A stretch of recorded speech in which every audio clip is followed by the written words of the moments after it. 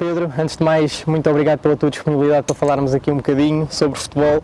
Eu queria começar por perceber quem é o Pedro Bolsas do ponto de vista profissional. Portanto, claro que as pessoas já te conhecem, mas falando aqui um bocadinho de uma forma resumida, o teu percurso, os títulos que foste conseguindo agora ao longo da carreira, para que as pessoas também, quem não te conhece, que não será muita gente, mas pelo menos para te conhecer um bocadinho melhor.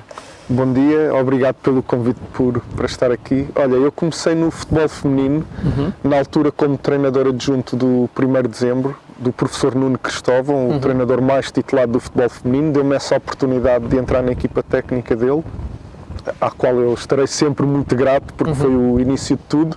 E logo nesse ano, como assistente dele, nós ganhámos o campeonato e a Taça de Portugal. O 1º de dezembro na altura era a grande potência.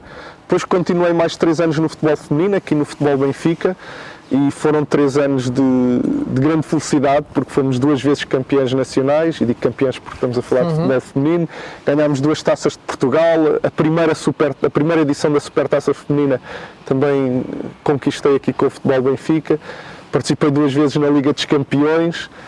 Depois, quando senti que chegou o momento de parar em relação ao futebol feminino, e mais tarde acabei por entrar aí sim num contexto profissional, porque o futebol feminino, enquanto eu fiz parte do futebol feminino, não era profissional, e mais tarde entrei no contexto profissional como treinador assistente do professor Josualdo Ferreira, primeiro no Santos, depois no Boa Vista, e o percurso desportivo foi um bocadinho assim. Antes de esta vertente um bocadinho mais séria, também treinei futebol jovem, e que também me enriqueceu com certeza. Muito bem. Pessoalmente, sentes que és uma pessoa que tem tempo fora do futebol? Nós muitas vezes falamos sobre o impacto do futebol nas nossas vidas. Sentes que és uma pessoa que tem tempo fora do futebol? Procuras ter? E o que é que fazes? Gostas de algum hobby especial? Alguma coisa?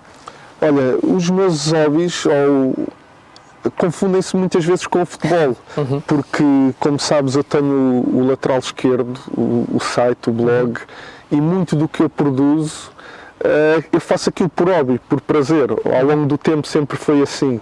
É claro que gosto muito de música, de cinema, de ver séries, gosto especialmente de viajar, mas muito do tempo que eu tenho livre eu dedico ao futebol, não numa vertente profissional, mas por lazer, que depois também acaba por me ajudar, porque vejo mais jogos, analiso mais equipas, analiso mais jogadores e sinto que também evoluo, mas faço também muito numa vertente não profissional, porque não estou a ganhar dinheiro com isso, por assim dizer. E sentes que é importante para o treinador também investir tempo fora do futebol na sua vida pessoal, na sua vida mais privada? Sim, até porque quando estás em determinado patamar em que a pressão começa a aumentar, é mesmo importante que tu tenhas um escape, que tenhas algumas horas ou alguma atividade onde tu possas desligar, para depois também acabar por recarregar baterias para voltares à tua profissão. Muito bem. Sentes que agora estás também envolvido com o Canal 11, né? Portanto és uma presença assídua no Canal 11, em alguns programas. Sentes que antes deste período, ou assim, ainda sentes que eras visto como o Pedro do lateral esquerdo, ou seja, como é que isto também influenciou a tua depois entrada no mundo profissional? Sim, olha, o lateral esquerdo é basicamente o início de tudo, porque eu chego ao futebol feminino pelo lateral esquerdo, portanto o convite surge porque não me conheciam, o que é algo muito raro atualmente, mas quiseram-me conhecer por aquilo que liam de mim, e entrei no futebol feminino por isso. Depois entrei no Canal 11 também pelo impacto que o lateral esquerdo já tinha, porque era lido por toda a gente do futebol profissional, e o Canal 11 convida-me por ser o Pedro do lateral esquerdo. E eu só entro no contexto profissional também. O professor Josualdo Ferreira é das poucas pessoas que eu conheço do futebol profissional, curiosamente, que até à altura não conhecia o lateral esquerdo, agora também lê. Mas naquela altura não conhecia, só que eu só conheci o professor Josualdo e só comecei a trabalhar com o professor Josualdo porque tive a oportunidade de o conhecer no Canal 11, onde eu cheguei pelo lateral esquerdo, ou seja, em termos profissionais, o lateral esquerdo acaba por estar na gênese de tudo o que depois me foi acontecendo, foi por ali que se começaram a abrir portas. E nós falamos muito da marca pessoal, isso é claramente, faz parte da tua marca pessoal, o lateral esquerdo e o conteúdo que tu foste produzindo e como é óbvio de qualidade. Queria perguntar-te até que ponto é que é importante para os treinadores hoje em dia preocuparem-se com esta marca pessoal? Opa, na minha opinião é muito importante. Óbvio, se estiveres a falar de treinadores que têm um passado, passado grande como jogador e que já chegam com algum reconhecimento, já faz parte da sua marca, não é? Exatamente, já tem a sua marca construída. Agora, quem, por exemplo, como eu, não esteve no futebol profissional, se não fosse essa marca associada, seria muito mais difícil ter conseguido chegar onde cheguei. E a verdade é que hoje em dia mesmo tu vês mesmo pessoas do futebol profissional que já têm as suas redes trabalhadas de forma profissional e no fundo ajuda sempre até a não seres esquecido, sabes? Porque se tu te mantens ativo, continuas a ser falado, e neste meio é muito importante que as pessoas saibam quem tu és. E porque tu podes ser muito competente, mas se as pessoas não sabem quem tu és, não sabem o que tu fizeste, não sabem como as tuas equipas jogam, as oportunidades poderão não surgir, independentemente da competência que possas ter. E há muita gente hoje em dia que também, seguindo o teu exemplo, acabou por começar os seus próprias páginas, os seus próprios blogs. Queria-te perguntar, alguma sugestão que tu davas a este tipo de pessoas que procura trabalhar a sua marca pessoal também através deste tipo de canais, criando conteúdo? Sim, olha, dava algumas. A primeira de todas é não desistam. Se querem chegar ao lado profissional e estão a andar por aí, não desistam, e dou o meu exemplo. O lateral esquerdo tem desde o final de 2017, portanto tem 14 anos, e eu cheguei ao futebol profissional há 2 anos atrás. Portanto, eu tive 12 anos a produzir conteúdo e na maior parte dos anos o lateral esquerdo nem sequer tinha publicidades nem nada, portanto era pro bono e investi todos os dias o meu tempo lá, e 12 anos depois acabou por me compensar. Portanto, essa é a primeira, sejam persistentes. Depois, em relação ao conteúdo que fazem, ter o máximo de rigor e serem honestos, porque o que hoje acontece, hoje em dia, eu sinto que há 2 caminhos. Se tu quiseres só aparecer nas redes sociais e ter muitos likes e gerar buzz à tua volta, tu consegues, mas consegues sendo pouco rigoroso, pouco honesto, dizendo às vezes alguns disparates que sabes que as pessoas vão gostar e que vão gerar buzz, só que ao fazê-lo estás a gerar mais gente à tua volta, mas estás a afastar-te do futebol profissional. Se tiveres rigor nas coisas, quando analisares uma equipa ou um jogador, tentares perceber porque é que aquela equipa faz aquilo, não é dizer aquilo está tudo errado. Ok, pode não estar certo, mas porquê? Se conseguires ter esse rigor nas análises, tentar ir um bocadinho mais além, acabas por ser reconhecido. E às vezes, e eu sinto isso no próprio lateral esquerdo, se calhar os textos que dão mais trabalho são os que geram menos visitas, são os que geram menos buzz, mas por outro lado, a que malta que está no futebol profissional é aquele que valoriza. É para menos gente, mas tem mais qualidade. E eu acho que hoje em dia, talvez seja para quem é mais novo e para quem quer iniciar, se calhar é muito tentador querer trabalhar para os likes e dizer alguns 3 ou 4 disparates pouco fundamentados porque geram buzz. É mais fácil isso do que fazer algo com qualidade, mas acho que para chegares lá, quem está no futebol profissional não vai dar valor às coisas que fazes para o buzz, mas antes à qualidade das coisas que tu fazes e ao rigor. Falaste aí da qualidade, eu queria perguntar, porque às vezes há aqui algum contrabalançar destas duas, quantidade versus qualidade. Como é que tu hoje em dia, se tivesses de começar novamente, e sei que fizeste muita coisa e continuas a fazer constantemente, esta relação, preferias ou preferes fazer mais coisas, com eventualmente se calhar não dando tanta atenção ao pormenor, ou se calhar focaste em menos, mas dando uma atenção, como falaste bem, à qualidade e que isso seja a marca do teu trabalho? Claramente qualidade, mesmo que faças menos.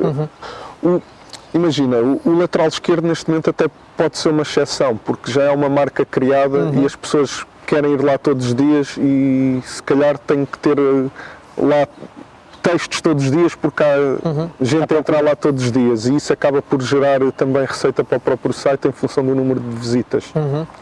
Mas a marca que foi criada e a qualidade que é reconhecida foi mais foi mais visível na sua qualidade e menos na quantidade, porque lá está, depende tudo do que tu queres. Se queres só os likes, se calhar fazes mais coisas. Certo. Mas se queres ser reconhecido num contexto profissional, se queres que as pessoas olhem para ti como alguém que sabe do que fala e que tem qualidade e competência, tens trabalhos mais rigorosos e com mais qualidade.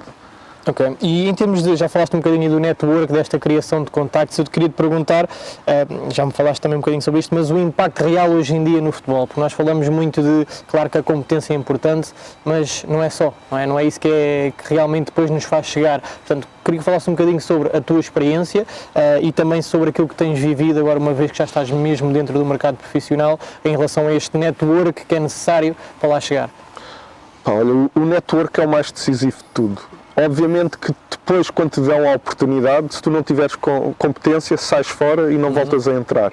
Mas para entrares, precisas mesmo do network. E se calhar o meu exemplo também pode ser feliz por isso. Como eu te disse, eu tive 12 anos a produzir para o lateral esquerdo, mas eu não conhecia ninguém e, portanto, não entrei em lado nenhum, apesar de as pessoas, eu sei que as pessoas, porque muitas vezes me davam feedback, mesmo as pessoas do futebol profissional, gostavam das coisas que eram produzidas ali, mas a verdade é que não me conheciam e a oportunidade não surgiu. E acabou por ser, quando também estabeleci uma relação pessoal com o professor Josualdo Ferreira, que acabo por entrar no futebol profissional. E agora que estou no futebol profissional, posso dizer que tenho uma série de treinadores de primeira linha, por assim dizer, que já me convidaram para integrar as suas equipas técnicas. Ou seja, a partir do momento em que entras no meio e que fazes parte da rede, as coisas acontecem com muito mais facilidade. E tu dizes-me assim: mas tu tinhas a mesma competência de quando não tinhas oportunidades que tens agora. Tinha, pelo menos não haveria de variar muito. Só que como consegui, através do networking, entrar, eu neste momento sinto que não me faltarão oportunidades. E estamos a falar de uma pessoa que demorou 12 anos para ter uma oportunidade. E neste momento, não digo todas as semanas, mas recebo mesmo muitos contactos. E, portanto, isso é absolutamente decisivo. Mas não esquecendo aquilo que eu também disse, que é, se chegas lá, mas depois também não estás preparado, vais cair, porque ninguém te vai segurar se não demonstrares qualidade e competência no teu trabalho. E tu sentes isso na prática, ou seja, depois na seleção de colegas que podem vir a entrar dentro da tua equipa técnica, ou tu entras dentro da equipa técnica de outras pessoas, tens sentido que existe essa procura, que há contactos frequentes? Portanto, esse network, mais do que ser um tema abstrato, é claramente depois uma coisa muito objetiva, não é? É muito objetivo e é um fator de escolha muito grande. Ninguém... Repara, se calhar o mais difícil é tu teres a certeza que podes confiar na pessoa. Numa equipa técnica, estamos a falar de 4, 5 pessoas, tem que haver uma confiança total de que estamos todos a remar para o mesmo lado, porque basta haver um elemento que por trás não faz as coisas bem, que vai prejudicar toda a gente. E se calhar é mais difícil porque gente com conhecimentos há muito. E até há outra vertente, que é, eu prefiro ter alguém da minha confiança, mesmo que eu sinta que ainda haverá algumas lacunas técnicas, eu consigo ensinar, eu consigo moldá-lo, mas ele é da minha confiança, eu sei que ele vai querer aprender, sei que vai evoluir, sei que não me vai falhar. E eu posso dar um exemplo concreto. Ainda ontem me ligou um treinador do contexto profissional a perguntar-me a minha opinião sobre outro treinador, porque o iria convidar para a equipa técnica. Ou seja, e eu acabei por dar as referências e ali eu não sei se ele acabará por ser escolhido ou não. As referências que eu dei foram ótimas, mas se eu tivesse dito, eu não confio muito nele, aquele garantidamente que já não entrava naquela equipa técnica. E eu acho que isso é decisivo, porque é como te digo, o conhecimento e a competência tu ainda consegues trabalhar, o caráter não. Se te sentes que a pessoa, em termos de caráter, não vai ao encontro daquilo que tu queres na tua equipa técnica, não há hipótese. E tu só sabes isso pelo networking, porque se as pessoas não se conhecerem, não podem pôr as mãos no fogo umas pelas outras. E tu hoje em dia, se tivesses que selecionar, qual seria a tua base? Ou seja, era primeiro sentaste e pensares um bocadinho daquelas pessoas que fizeram parte da tua vida, lá está, do teu network nos últimos 2, 3, 4 anos, qual seria a tua base, como é que tu te sentavas agora para escolher pessoas para trabalharem contigo num projeto? Sem dúvida que dessa forma, primeiro, antes de mais, pensar em amigos que reconhecem a competência. Não podem ser só amigos, também têm que ser da área e ser bons, mas em primeira instância ir aos meus amigos ver quem tinha competência para tal. Se eu no meu lote de amigos não reunir as pessoas suficientes para a minha equipa técnica, eu pergunto aos meus amigos, tens alguém da tua confiança que seja um ótimo preparador físico? Eu conheço esta pessoa, então passa-me lá o contacto, faz a tua pesquisa, perguntas a mais uma ou duas pessoas sobre aquela pessoa e depois acabas por o convidar ou não. Mas é assim que funciona, ou seja, ninguém vai convidar outra pessoa que não conhece e que não tem, pelo currículo. Sim, não me interessa se treinou o Manchester, se foi o preparador físico do Manchester City. Se eu não o conheço, se eu não tenho nenhum amigo meu que o conheça, eu não vou pôr ao meu lado uma pessoa que até pode ser a melhor pessoa do mundo, mas eu não sei.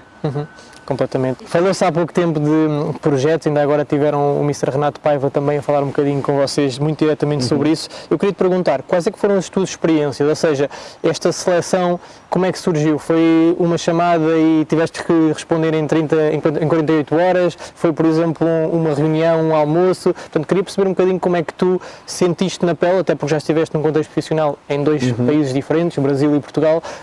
Como é que foi houve esse sentar à mesa para falar de um projeto a médio e longo prazo? Como é que sentiste essa seleção? Olha, eu vou contar a história do Brasil é gira, porque foi no final de um programa do futebol a sério que eu estava no programa com o professor Josualdo e no final do programa já saímos do estúdio cá fora e o professor diz-me assim: Pedro, tenho aqui uma possibilidade para ir para o Brasil. Entretanto, já tinha almoçado algumas vezes com o professor, já tínhamos falado de futebol, para além daquilo que era visto no programa. E ele, no fim do programa, diz-me: Pedro, tenho aqui uma possibilidade de ir para o Brasil. Eu não sei se a proposta vai ser formalizada. Se for, eu não sei se quero ir, porque é muito longe e tenho que pensar bem. Mas se isso acontecer, eu gostava que fosses comigo, estás disposto a ir? Ou seja, foi assim, não houve preparação nenhuma. Nunca antes tínhamos falado na questão do entrar na equipa técnica nem nada, porque às vezes falam contigo e dizes: olha, se me aparecer qualquer coisa, eu conto contigo. Não, ali nem sequer tinha havido essa conversa. Quando surgiu foi logo para dizer que há aqui uma possibilidade. E depois foi giro porque eu disse que, claro que precisava de ouvir as condições, porque envolvia migrar, eu nunca tinha migrado. E depois foi tudo muito rápido, porque passado 2 dias o professor liga-me e diz-me: as condições são estas, estas, estas e estas, assim que puderes dá-me uma resposta. Ou seja, depois quando é que houve aquele sentar para preparar as coisas? Aí já foi depois das condições aceitas, quer para a parte do professor, que era o que mais importava, não é? Porque se ele não aceitasse não havia nada, quer da minha parte, e depois então já nos sentámos os dois, aliás até mais que os dois, a restante equipa técnica, e começou-se a fazer o trabalho de base, conhecer a realidade do clube, conhecer os jogadores, mas a proposta em concreto foi assim de forma muito rápida, e curiosamente a do Boa Vista foi igual, mas eu acho que a ida ao professor também surgiu de forma muito rápida, mas eu sei que ele me tentou ligar, lembro-me que ele me tentou ligar num jantar que eu nem atendi, e depois quando saí do jantar devolvi a chamada e nessa chamada recebi logo uma proposta, e até financeira, é isto, queres vir? E foi assim muito, muito rápido. E achas que isso é... Como é que tu caracterizarias isso em termos de escolha, em termos do projeto esportivo depois para o clube? Claro que estamos a ver agora do ponto de vista da equipa técnica e do treinador que querem a oportunidade para entrar, mas depois tem acontecido, como nós sabemos e bem, alguma vira-cadeira, não é? Portanto, as pessoas têm entrado e saído de uma velocidade às vezes mais rápida daquilo que seria aconselhável. Como é que tu depois vês esta dinâmica em termos de escolhas de quem está na parte dos clubes? Da parte dos clubes, em termos de diretores esportivos, ou seja, as pessoas que selecionam, portanto, há uma confiança, como já percebi, no treinador principal, mas... Eu acredito que não serão todos os clubes, mas acredito que já quem pense verdadeiramente naquilo que está a fazer. Por exemplo, eu posso dizer que estes dois projetos, eu senti isso, que o professor foi chamado para o Boa Vista, porquê? Porque o diretor desportivo, que entretanto já não está, é o diretor desportivo do Bordeaux neste momento, sentiu que a equipa era muito jovem, com muitas nacionalidades, e o professor é uma referência no potenciar dos jovens, fê-lo com muitos jogadores, aliás é público, aquilo que vários jogadores que passaram pelo Futebol Clube do Porto referem quanto à sua evolução. Estamos a falar de jogadores como o Hulk, como o Quaresma, como o Falcão, que tantas vezes dizem que muito do que jogam e do que aprenderam foi com o professor, e portanto eu senti que o diretor desportivo do Boa Vista percebeu: tenho aqui uma equipa jovem, que tem potencial mas não tem rendimento, se calhar este é o treinador que consegue elevar o nível individual da equipa e também coletivo, e senti que não foi uma escolha, que não foi por acaso, que foi por isso. E em relação ao Brasil a mesma coisa, o Jorge Jesus tinha tido muito sucesso, era português, eu acho que eles estavam à procura de um português porque sentiam que os portugueses podiam ter sucesso, e o professor tem aquele histórico todo, ou seja, não sei se toda a gente é criteriosa nas escolhas, se olham só para o resultado ou não, mas no caso do professor, para além dos resultados que ele teve, não é? Foi o único treinador tricampeão em Portugal, e para além dos resultados eu senti que havia ali algo mais, que queriam algo mais do que os resultados. Fora o professor, no contexto do mercado, achas que como é que é feito, como é que tens sentido esta seleção e este despachar muitas vezes dos treinadores no mercado profissional? Pá, tu notas que muitas vezes da parte, também já há formações para diretores desportivos, mas e há clubes e clubes, mas obviamente que há clubes, eu não vou dar exemplos para não cair mal, mas há clubes que estão a trocar de treinador de 4 em 4 meses, portanto, que projeto é que há ou que rigor é que houve na escolha para estar sempre, uma coisa é tu enganas-te uma vez e percebes que te enganaste porque aquele treinador afinal não tem o perfil para aquele plantel e trocas. Outra coisa é se tu estás a mudar de 4 em 4 meses, és tu que não estás a saber selecionar, ou és tu que não estás a ter o rigor. Portanto, ainda há muito essa... Em Portugal ainda há muito, mas eu também sinto que, ou seja, os dirigentes ainda têm que crescer bastante, mas já começa a haver uma nova vaga de pessoas que se preparam para esses cargos também. E sentes que, por exemplo, aquelas medidas que se falou em Espanha, de só podemos trocar treinador 2 vezes por época, poderia ser uma coisa interessante a implementar em Portugal? Sim, claramente que sim, e limitar também o número de trabalhos que o treinador pode ter por ano. Obviamente que aí também tens que limitar os clubes, senão os treinadores são os únicos prejudicados. Se tu dizes ao treinador só podes treinar uma equipa por ano, mas depois os clubes podem mudar sempre que lhes apetece, estás a prejudicar os treinadores porque vão ficar sem trabalho e depois não podem voltar a trabalhar tão cedo. Mas sem dúvida que há medidas que poderiam e deveriam ser tomadas.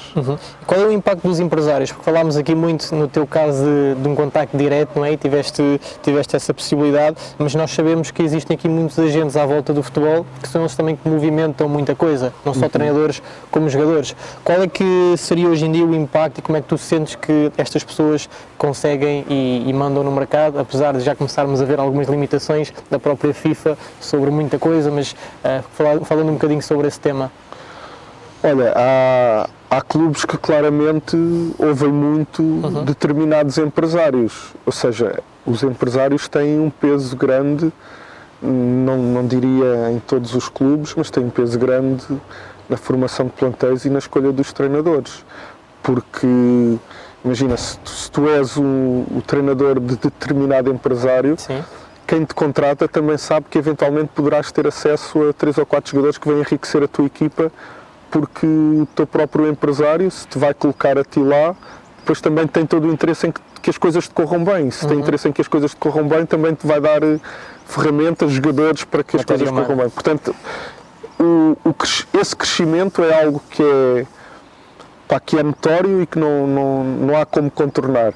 E, portanto, como treinador de futebol, como pessoa do futebol, tu tens que te relacionar com todos os agentes. Com um treinador tem que se dar bem com os dirigentes dos clubes, com os outros treinadores, com os empresários, e não há nada de errado nisto. É assim que o meio funciona, e obviamente que tu, quanto maior for o teu networking, Tu não podes conhecer só treinadores, sendo treinador não podes conhecer só treinadores ou não podes conhecer só os jogadores, porque isto é um meio maior e tens uma indústria, não é? É uma indústria e tens de estar preparado, isto cada vez mais é global, tens de estar, e quando digo global, não é conheceres só aqui no teu cantinho, é conheceres no mundo inteiro as pessoas que trabalham nesta indústria. E sugeres alguma estratégia, portanto, como é óbvio temos que ter esta relação, mas não é fácil, não é? Muitas vezes prende-se aqui entre o querer e depois o fazer, há aqui um gap, portanto um intervalo que pode existir. Tu, que sugestões é que darias à malta que está a começar e que percebe e que aceita que esta é a realidade, mas que ainda não sabe como é que poderia criar estas relações com os agentes, com os empresários? Tens alguma sugestão?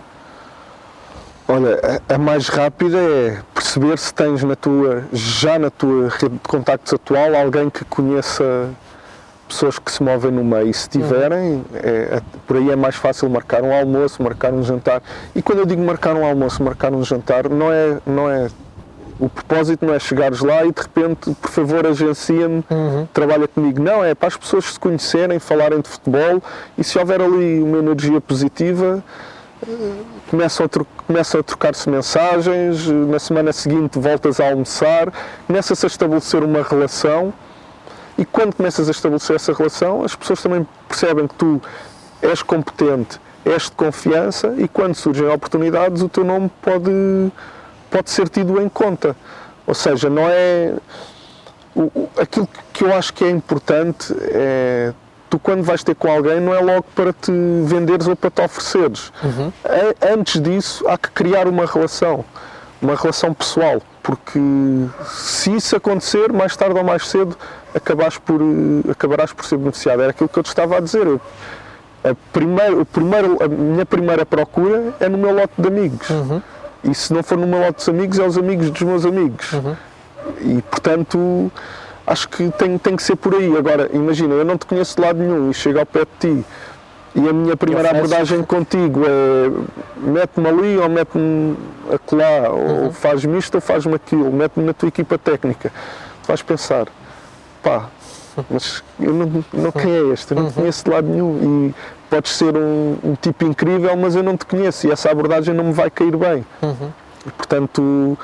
É se calhar não saltar etapas, primeiro conhecer as pessoas, relacionar-se e depois as coisas acabam por acontecer. Mas é preciso ser proativo, não é? Portanto, é preciso ser proativo. Temos que procurar. Sim, não... Pá, a menos que sejas o Mourinho ou o Guardiola, as pessoas não vão ter contigo, tu tens que ter essa proatividade. Hoje em dia já tiveste uma série de experiências, eu queria perguntar-te qual a área de intervenção ou função em que te sentes realmente capaz e que sentes realmente realizado para apoiar e para criar valor dentro de uma equipa profissional, como adjunto, como analista, como principal até eventualmente, portanto o que é que sentes neste momento? Olha, a vertente de analista claramente é aquela que eu me sinto mais confortável, até porque é aquela que trabalhei nestes últimos anos, com a curiosidade, e isso para mim é fundamental, que um analista de campo, alguém que está nos treinos, que é um treinador adjunto no processo de criação do plano de treino, do exercício, que está no campo, mas que depois eu estou no campo, mas sei claramente que a minha mais-valia em relação aos meus outros colegas que estão no campo também tem a ver com a análise, com o trabalho depois que é feito em vídeo, mas não me sentiria realizado se fosse o tipo que está apenas no gabinete a ver vídeos e a cortar vídeos e a fazer apresentações vídeo.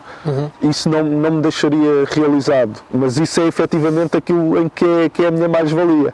Mas felizmente na equipa técnica nas equipas técnicas que eu tenho integrado, há essa abertura para estar no campo. Aliás, e eu não iria para outra equipa técnica onde eu ficasse num gabinete e não tivesse acesso ao treino. Mas falando de mais-valia, claramente a questão da análise. E o que é que retiras? Portanto, do ponto de vista, já tiveste com o professor Josualdo, que é claramente uma referência, como já falámos, o que é que retiras tanto do ponto de vista desportivo, como depois também do ponto de vista mais humano, que faz todo o sentido e é muito impactante, portanto, nesta relação de treinador-jogador? O que é que retiras destas pessoas com quem trabalhaste? Olha, e reforço para além do professor Josualdo, também o professor Nuno Cristóvão, que foi quem me deu a primeira oportunidade no futebol feminino e logo na equipa que era a campeã nacional e que continuou a ser. Olha, o que eu percebi, quem anda a este nível a topo é a minuciosidade em tudo o que faz, seja, não há decisões tomadas de forma leviana, seja no processo de liderança, seja na criação dos exercícios, e foram experiências muito enriquecedoras e, como te disse, retirei da comunicação, da liderança, do processo da prática, do exercício, do treino, com todos eles retirei muito. Em relação àquilo que eu fazia, óbvio que quando estás com pessoas que já tiveram muito mais experiências que tu, que já passaram por muito mais situações que tu, há sempre episódios que acontecem e tu vês a resposta que eles dão e tu pensas, pá, se eu tivesse que dar uma resposta aqui em 5 segundos eu não sei se conseguia ter esta qualidade, e são coisas que tu vais aprendendo e que se calhar um dia, se mais tarde tiver que ser eu a dar respostas, o facto de já ter vivenciado essas coisas antes e ter visto que, aquela resposta resolveu o problema no instante, acabas por retirar, não te consigo dizer exemplos práticos, mas sobretudo em termos de liderança, acaba por ajudar bastante. E achas que é aí que faz a diferença, desculpa interromper, achas que é aí que faz a diferença a parte humana nesta liderança e nesta gestão de pessoas? Sim, faz. Cada vez mais é muito importante. Ainda por cima, nós estamos a viver uma era em que nos jogadores de futebol há muito egocentrismo e a questão da liderança, a forma como tu geres o grupo e geres as pessoas, faz diferença. Olha, por exemplo, uma das coisas que eu não fazia ideia que o professor era assim e que eu sentia que criava muito bom grupo, ele é uma pessoa extremamente engraçada, ele tem piada, a relação dele com os jogadores, as coisas que ele diz aos jogadores, ele mete o grupo todo a rir, e são coisas que tu retiras e que sentes que é positivo para, imagina, um dia se eu tiver que não faz parte dos meus planos, mas aí lá chegaremos, mas um dia se eu tivesse que estar sozinho, ou ser, não sozinho não, mas ser o líder, percebes claramente que há caminhos que deves seguir. Eu senti isso porque vi outros fazerem, nomeadamente o professor Josualdo e o Nuno Cristóvão.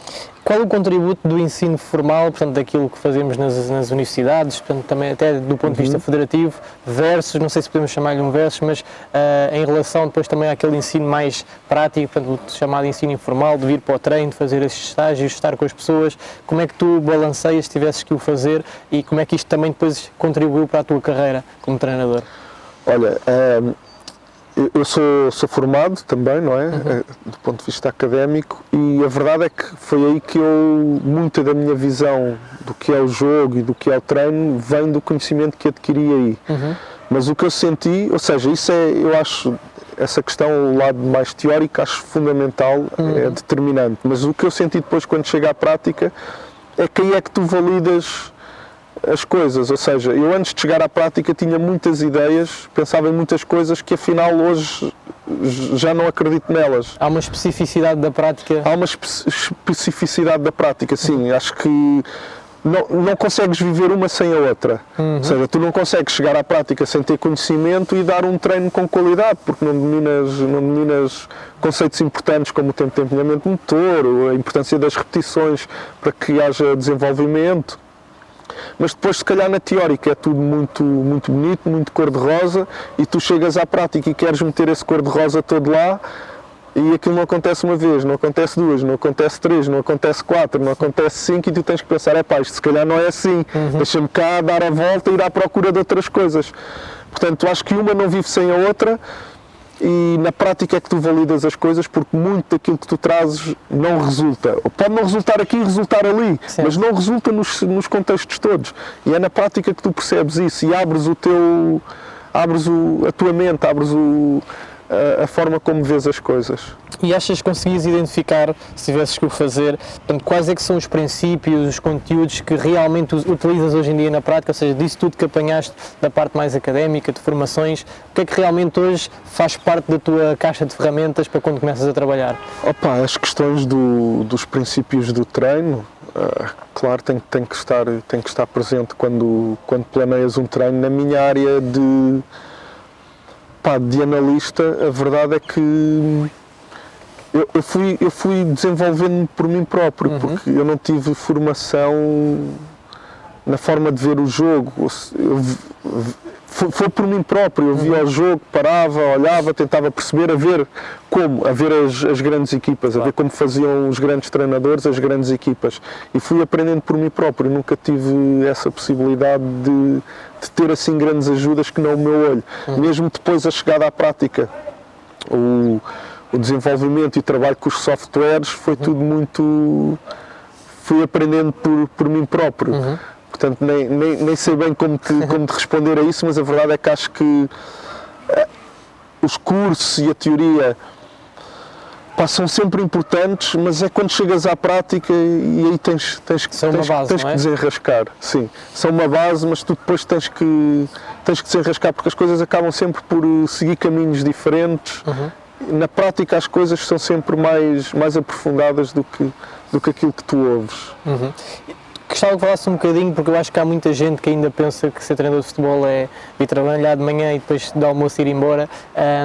Que descrevesse a tua rotina diária, ou seja, quando chegas a um clube, um pré-treino, durante o treino, um pós-treino, já falaste que és uma pessoa que gosta de estar, mesmo sendo analista, gosta de estar junto do treino e a ver como as coisas funcionam. Portanto, como é que é o teu dia-a-dia, a tua rotina diária?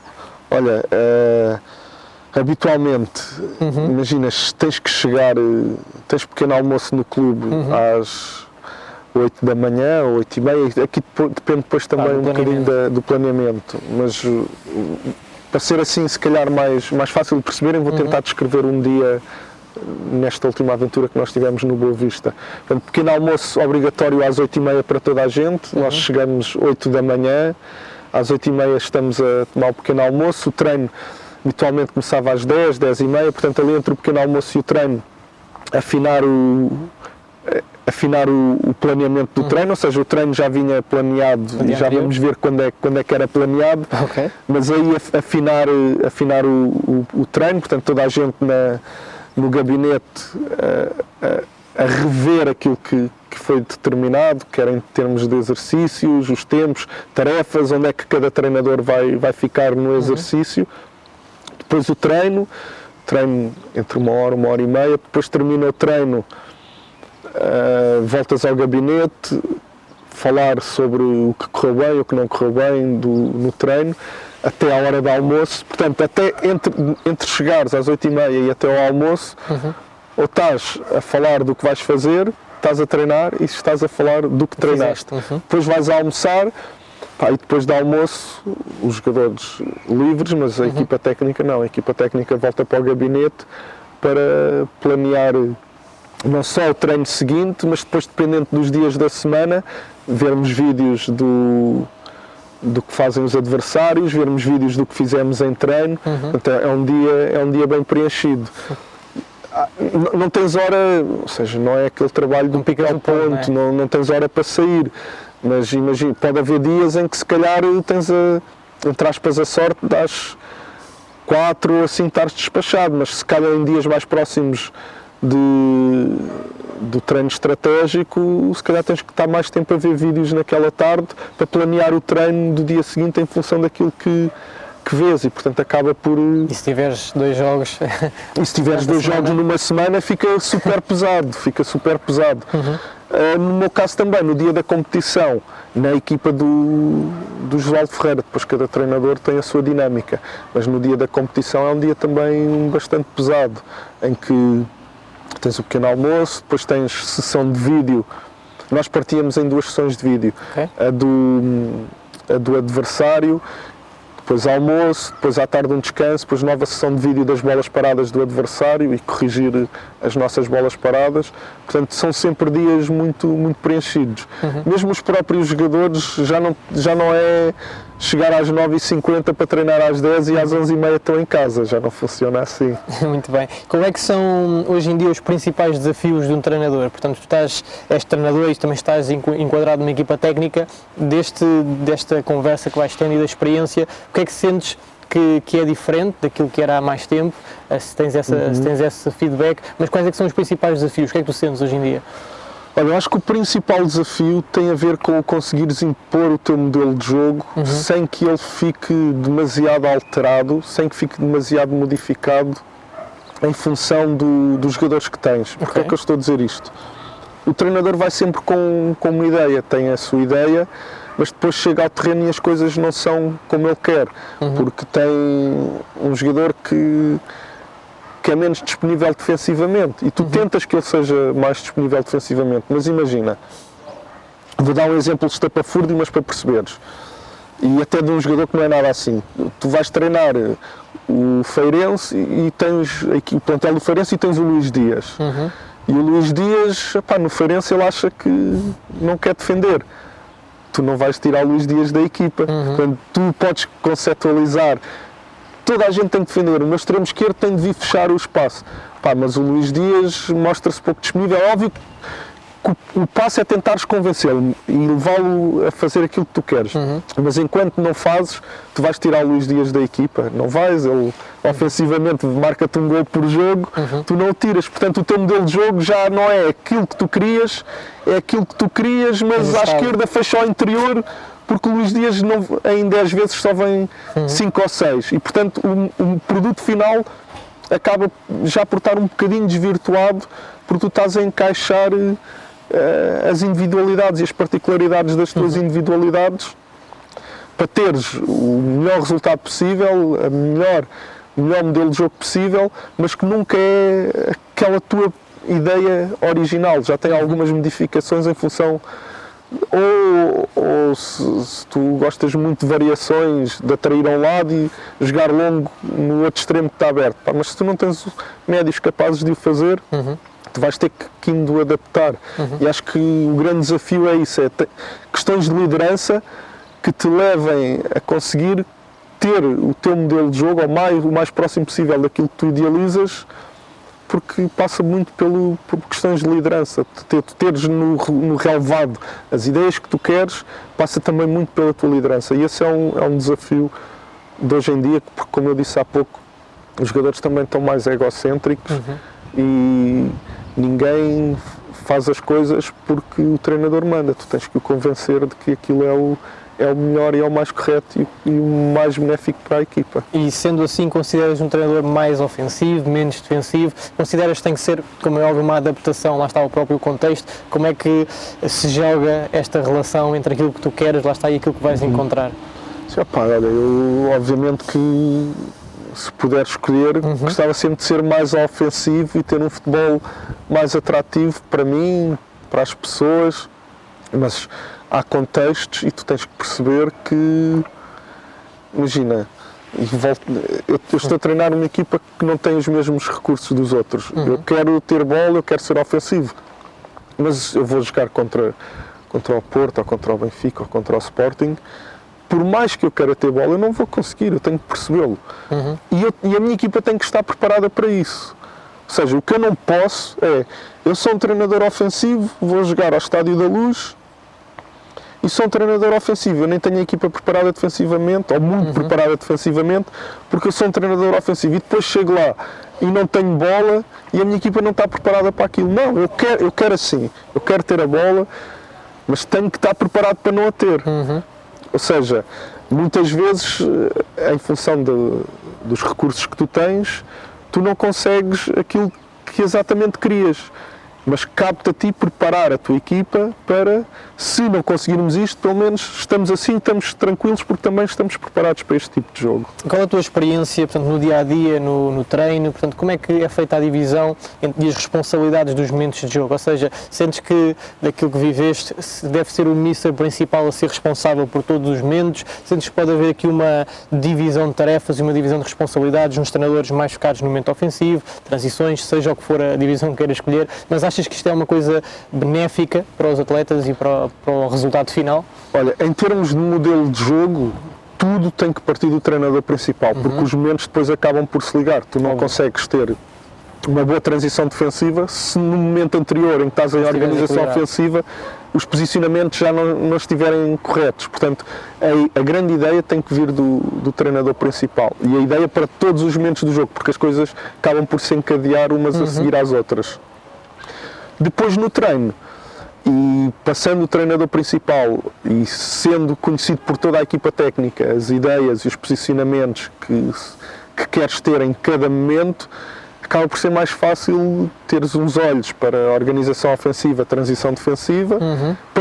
Nós partíamos sempre, eu acho que é o mais correto, em 2 momentos, que é a seguir ao momento em que perdes a bola, contemplar também a transição, ou seja, a organização ofensiva, transição defensiva, ou a organização defensiva e depois a transição ofensiva. E teres uns olhos muito centrados num momento particular, os outros olhos, os outros 2 momentos muito particulares e o treinador a ver tudo, eu acho que funciona muito bem. E em treino, em termos de feedback, portanto, também há essa preocupação? Mesmo em questão do feedback, ou seja, o treinador principal muito interventivo e preocupado com tudo de uma forma geral, e haver uma pessoa mais específica para 2 momentos que se encandeiam e outra para outros.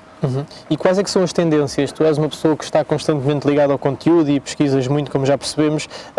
Achas que vai haver assim, sei lá, mais um momento disruptivo naquilo que é o futebol profissional hoje em dia? Portanto, alguma coisa que vai influenciar o trabalho das equipas? Olha, o que eu sinto neste momento é que nós, durante muito tempo, o jogo não era muito coletivo. Eram 11 jogadores lá e havia muito espaço. Se tu fores ver um jogo, e não é preciso recuares muito, basta ires ao Europeu de 2000, porque o Canal 11 tem transmitido jogos que para mim foram míticos da seleção portuguesa no Europeu de 2000, mas tu estás a ver o jogo e aquele jogo já não é este. Não é o mesmo jogo. Não havia muito espaço, quem recebia a bola tinha sempre espaço, linhas muito afastadas, portanto um jogo do ponto de vista tático muito atrasado em relação àquilo que é hoje em dia. Portanto, neste período houve uma evolução do ponto de vista coletivo muito grande. Hoje tu vais vou falar, eu não tenho visto jogos de muitas divisões, mas acredito que vais a qualquer divisão e vejas equipas taticamente mais organizadas na distrital do que as equipas de topo em 2000, não tenho dúvida nenhuma disso. E o jogo tornou-se mais difícil, porque há menos espaço, menos tempo para pensares. Aquilo que eu acho que neste momento está a fazer, ou vai fazer cada vez mais a diferença, é voltarmos a potenciar o pormenor individual. Ou seja, estamos numa fase em que o jogo é tão rápido que estares virado para a direita ou para a esquerda é diferente e podes pagar por isso. Que receberes a bola com o pé direito ou com o pé esquerdo é diferente e podes perder tempo ou ganhar tempo e podes fazer um golo ou podes não fazer um golo por isso. Portanto, acho que a tendência é, não perdendo o que ganhámos em termos coletivos, porque cresceu-se muito em termos coletivos, mas é voltarmos a preocupar com o individual, voltarmos a potenciar o individual, e potenciar o individual no pormenor, não é só no tornar o jogador mais rápido ou tornar o jogador com um remate mais forte. É mesmo no pormenor, na questão tática, na forma como roda, como posiciona o corpo, como recebe a bola, como está preparado para correr num sentido ou noutro.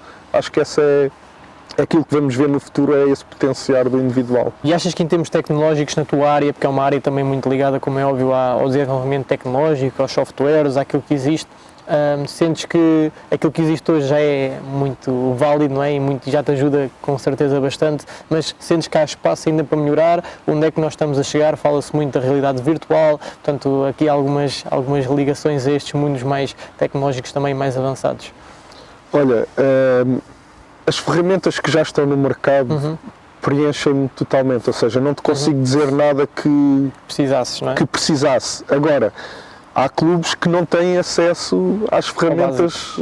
Por exemplo, nós no Brasil tínhamos um drone e o plano com que filmávamos os treinos era incrível e aquilo, em termos de análise, facilita-te muito.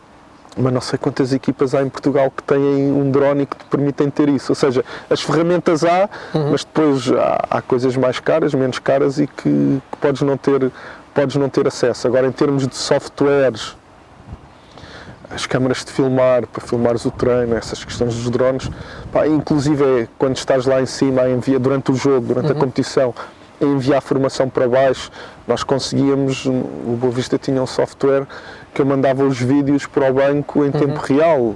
A jogada acabava de acontecer e eles estavam a ver o vídeo no banco. Portanto, sinceramente, não há assim nada que eu tenha pensado que me faça falta. Às vezes pode fazer falta, ela existe no mercado, eu é que não tenho capacidade para. Muito bem. Sendo a Footstage, neste caso, uma plataforma que coloca os treinadores e dá acesso a este contexto profissional, queria-te perguntar um bocadinho sobre qual a influência que achas que nós podemos ter neste mercado de treinadores profissionais. Olha, muito grande, porque, voltando ao meu caso, àquilo do início, eu tive 12 anos a produzir conteúdo para entrar no futebol profissional. Porquê? Porque eu não tinha acesso a ninguém, eu não conhecia ninguém, não falava com ninguém, e eu sou uma pessoa em milhares, ou seja, a maior parte das pessoas era como eu, não tinham acesso, não sabiam, e eu apenas tive a sorte de ter criado um blog. É claro que depois teve qualidade, mas imagina, se eu não tenho criado, podia ter acontecido naquela tarde eu ter ido ao cinema em vez de ir fazer um blog. Se eu não tenho criado um blog, 12 anos depois eu não chegaria aqui. Porquê? Porque não havia, naquela altura não haviam estas ferramentas como estas que vocês trazem, ou seja, vocês dão acesso àquilo que realmente é importante, que é conheceres as pessoas, falares com as pessoas, porque é a partir daí que as oportunidades surgem.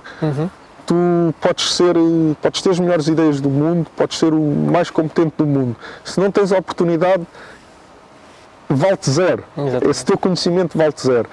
E vocês facilitam muito, porque esse acesso, no fundo, potenciam a que a oportunidade possa surgir, que no caso do futebol profissional, é o mais difícil de conseguires a oportunidade, porque o conhecimento está aí, se tu fores aplicado e rigoroso consegues tê-lo. A oportunidade é determinante aquilo que vocês fazem, porque